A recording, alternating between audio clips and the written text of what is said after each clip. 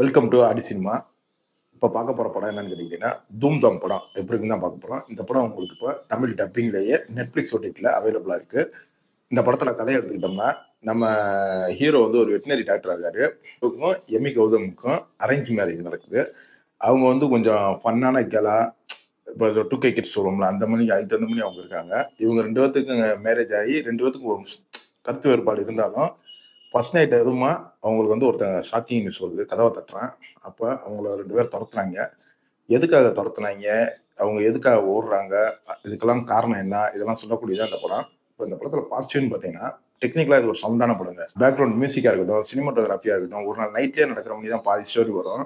அதனால அந்த நைட் போர்ஷன்ஸ்ல எடுத்த சீன்ஸ்லாம் ரொம்ப அருமையாவே இருந்துச்சு. படத்துல தமிழ் டப்பிங் அதோட ரொம்ப சிறப்பாவே பண்ணியிருந்தாங்க.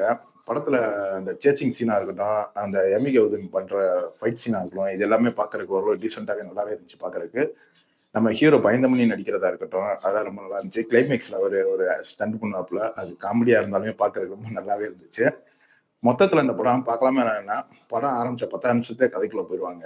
நல்லா ஒரு சீரியஸ் த்ரில்லர் பார்க்குற மணிக்கு என்கேஜிங்கா தான் இருக்கும். காமெடி கலந்த ஃபன்னா எடுத்தது. ரொம்ப விதம் நல்லாவே இருந்துச்சு. மொத்தத்துல இந்த படத்த பார்க்கலாமா என்னன்னா, கண்டிப்பா ட்ரை பண்ண வேண்டிய ஒரு தரமான படம் தான் இந்த படம். படம் ஒரு 2 மணி நேரத்துக்குள்ள வரனால, கண்டிப்பா அந்த படத்த நீங்க ட்ரை பண்ணுங்க. இப்ப இந்த படம் உங்களுக்கு தமிழ் டப்பிங்லயே அவைலபிள்ல Netflix ஓடிடில இருக்கு. இன்னொரு வீடியோல சந்திப்போம். Thank you friends.